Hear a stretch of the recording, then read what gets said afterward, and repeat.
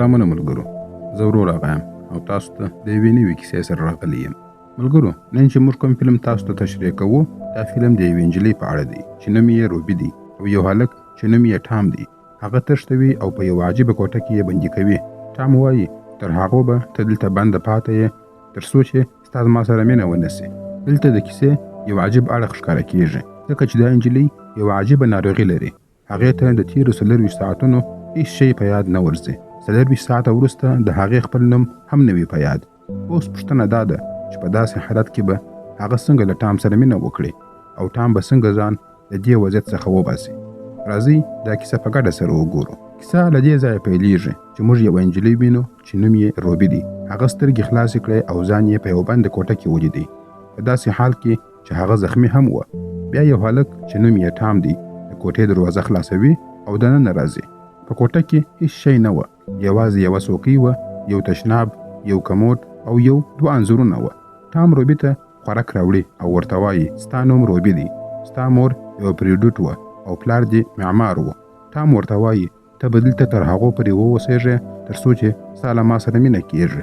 دلته دا خبره روښانه کېږي چې د روبي حافظه له منځه تللې ده. ټام ورته وایي چې د هغې د پښو رابطونه مات سوي دي، نو ځکه نسي ګرځېدلی او نه هم منډې وهلی سي. ټام وایي چې هغه به روبي ته په ورځ کې 3 وخته خواړه ورکوي او همدارنګه درد کموونکي درمل. که هغه تشناب ته تلل یا غسل کول په کار وه، نو هغه به هر څه په خپله سره کوي. ټام ورته وایي چې هر سهار پر 7 بجو به د دې کوټې څراغ لګېږي او د شپې پر 11 بجو به بیا بندېږي. بیا ټام هغې ته د هغې د دسکول په اړه باندې وایي او ورته وایي ما ستا په دسکول باندې هیڅ لاس نه دی وهلی، ځکه چې دا ستا خپل شخصي شی دی. هغه هغې ته خبرداری ورکوي چې د تېښتې هڅه ونه کړې، ځکه دا ځای ډېر لیرې دی او که چیرې ته وتښتېږې نو بیا به هیڅکله هم د تګ توان پیدا نه کړې. همداسې ټام هره ورځ روبي ته خواړه وروړي او هماغه خبرې بیا تکراروي چې مخکې یې ورته ویلي وه. یوه ورځ روبي په هغه پټه کوټه کې ناسته وه او ډېره ستړې سوې وه. هماغه وخت یې خپل دسکول ته پام سو. هغې په سختۍ سره ځان تر دسکوله پورې ورسوی او دننه یې خپل آی ډي کارډ ولیدی. په دسکول کې یوه هنداره او یو کوچنی ګین و. ناڅاپه یې د ټام د راتلو غږ واورېدی، نو سمدستي یې دسکول بند کړي او خپل ځای ته یې ځان ورسوي. خو کوچنی ګین له دسکول څخه د باندې پاته سو. روبي ژر خپل ځای ته ولاړه او کوچنی ګین یې په جیب کې پټ کړي. کله چې ټام ولیدل چې روبي خوله کړې ده، فکر یې وکړ چې شاید په درد کې وي، نو ځکه یې هغې ته د درد دوا ډېره ورکړه.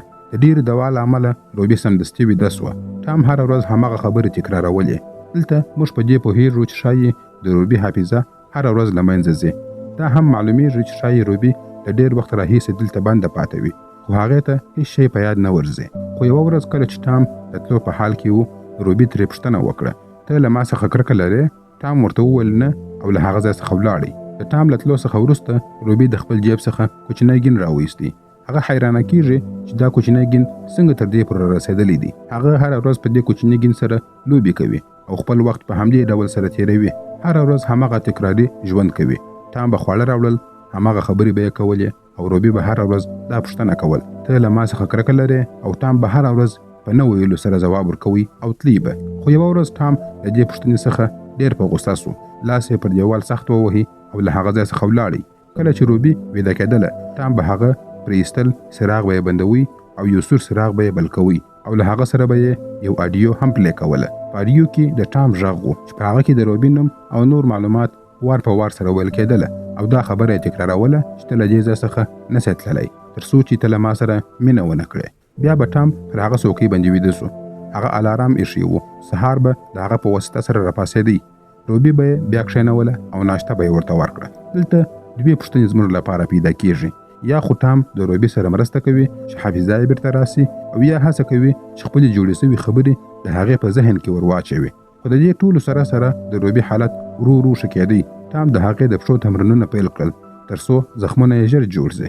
یوه ورځ کله چې ټام د روبي د بدن له پاکولو وروسته د باندې ووتی، روبي خپل سکول راواخیستی او خپل آی ډي کارډ یې وکتی. هغې خپل مخ ته وکتل او فکر یې وکړي آیا زه رښتیا هم روبي یم؟ هغه پوه سوه چې هغه رښتیا هم روبي دی، یعنې ټام ورته رښتیا ویلي وه. بیا روبي د خپل سر زخم وکتی او هڅه یې وکړه چې ښه یې وګوري.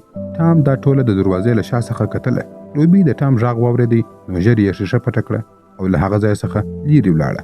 ټام هغې ته راځي خو څه نه ورته وایي، یوازې خپل دوا ورکوي بل ورځ بیا هماغه ورځنی عادت پیلیږي. خو اوس روبي خپل آی ډي کارت ته ګوري او د شیشې په مرسته سره د خپل سر زخم ګوري. بیا یو ورځ روبي هڅه کوي د ټام سره خبرې وکړي او ورته ووایي کولی سي ما ته یو بالښت او توشک راوړې، زه نسم کولی په مځکه باندې ویده سم.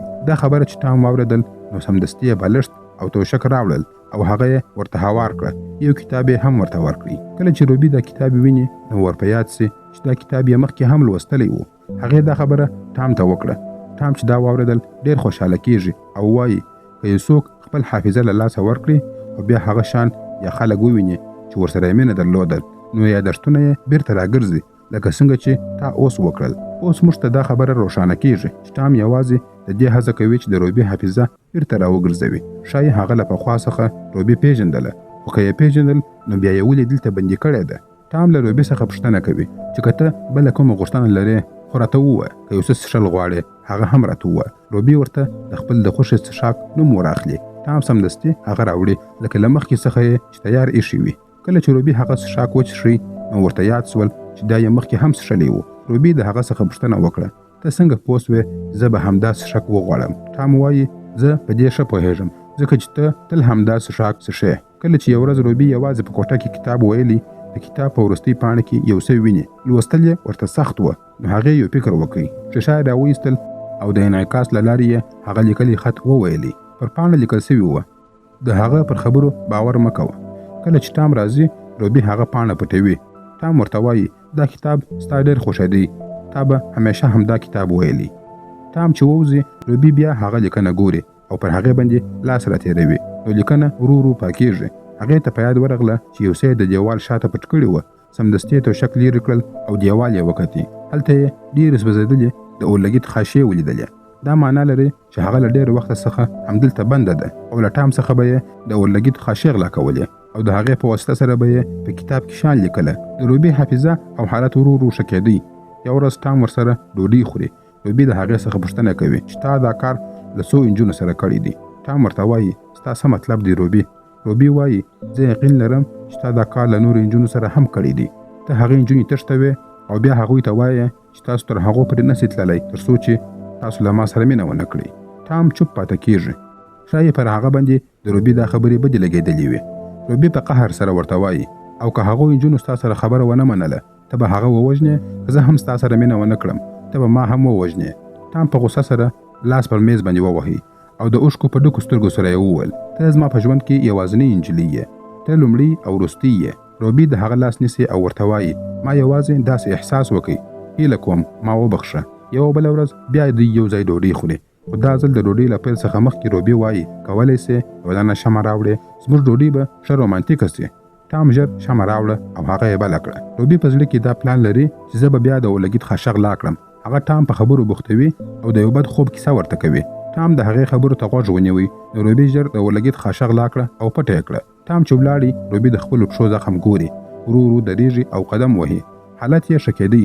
د دروازې خلاصولو هڅه یې وکړه خو دروازه له د باندې څخه بنده وه. د ټام تر راتګ مخکې یې بیا خپل زخمونه وتړله. هغې خپل ښه کېدل له ټام څخه پټ ساتلي وه خو ټام هم خپله هڅه کوله چې هغه ښه کړي. له یوې خوا ټام روبي ته د تګ مرسته ورکوله، له بلې خوا روبي د هغه له نشتوالي څخه ګټه اخیستله. منډې به یې وهلې او تمرین به یې کوئ. کله چې به یې خوله وکړه نو د یخو اوبو په ګیلاس سره به یې ځان وچوي. دا کارونه ډېرې ورځې روان وه. د غلاسو خاشو په مرسته سره یې پر کتاب باندې لیکلي وه stay along چې معنا یې دا وه هر څه چې هغوی کوي او هر څه چې وایي ته باید د هغوی خبره ومنې او ورسره هو وکړې. یو ورځ ټام روبي ودروله. هغه د کوټې څراغ بند کړي او سور څراغ یې بل کړي او یوه رومانتیکه سندره یې هم چلانده کړل. بیا هغوی نڅا پیل کړه. نو روبي ته په یاد سوه چې هغې مخکې هم له ټام سره نڅا کړې وه کله چې ټام هغه پرپوز کړې وه. د هماغه یادونو له امله روبي په ژړا سوه. هغې وویل آیا موږ وختي یو له بل سره په اړیکه کې وو؟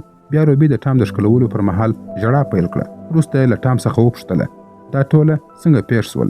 نو ټام هغې ته هر څه بیان کړه او ورته ویې ویل یو ورځ تا له خپل ملګري نیک سره په شرابخانه کې زما انتظار کوئ خو زه یو څه وزنېدلم ځکه چې زما څخه اورګاډه تللې وه. ما تا ته ډېر زنګونه ووهل خو تا زنګ نه پورته کوئ. زه د خپل ملګري را په موټر کې ستا کور ته راغلم. هلته مې ولیدل چې نیک پر تا باندې زور زیاتی کړی و او ته یې ډېره وهلې وې. دا چې مې ولیدل له قهر څخه لیونی سوم او هغه مې ووژي. راب راسره د نیک د جسد په پټولو کې ډېره مرسته وکړه. هغه ډېر وېرېدلی و. د دې لپاره چې ځان او هغه وژغورم ته مې له ټولو خلکو څخه لیرې دې ټاپو ته راوستلې. ستا حالت ډېر خراب و او نه مې غوښتل چې تا پرېږدم او زندان ته ولاړ سم. کله چې موږ دلته راغلو ما یو تړلی فارم پیدا کړی چې په بیزمنټ کې یې یو کوچنۍ کوټه وه. هماغه ځای مې ستا لپاره ښه وګڼئ او دلته مې ستا درملنه پیل کړه. د سختې صدمې له امله تا خپله حافظه له لاسه ورکړې وه. ما شپه او ورځ ستا د ناروغۍ په اړه څېړنه کوله او په بېلابېلو لارو مې ورو ورو هڅه وکړه چې تا ښه کړم، خو هیڅ ګټه یې ونه کړه. یو ورځ مې یو سم پلان جوړ کړ او تا ته مې ویل پیل کړل چې ما ته تښتولي یې. زما دا خیال کار وکړي او تا ته هر څه بیرته کرار په یاد راتلله. بیا یو ورځ ټام له روبي سره ویده و. روبي راویښه سوه او د ټام الارام یې بند کړي. ناڅاپه یې یوه ماته څه راوایستله. ټام یې ووژي او له هغه ځای څخه وتښتېدله. کله چې کښتۍ ته نږدې ورسېدله بدبختانه هلته بېهوشه سوه. د څه مودې څخه وروسته روبي بیرته په هماغه کوټه کې بنده وه کوم چې ټام اوس د هغې کوټې څخه د روغتون په څېر باندې ځای جوړ کړی و. ټام لا ژوندی و، که څه هم روبي ورسره خیانت کړی و، خو د ټام مینه د هغې لپاره لا هم کمه سوې نه وه او په همدې سره دا کیسه همدلته پای ته رسېږي. ملګرو، تاسو د خپلې مینې لپاره څه کولی شئ؟ په کمنټونو کې مو خپل نظرونه راسره شریک کړئ. ویډیو لایک او شیر کړئ. زموږ یوټیوب چینل هم سبسکرایب کړئ. تر بلې ویډیو پورې مو الله مل شه. مننه.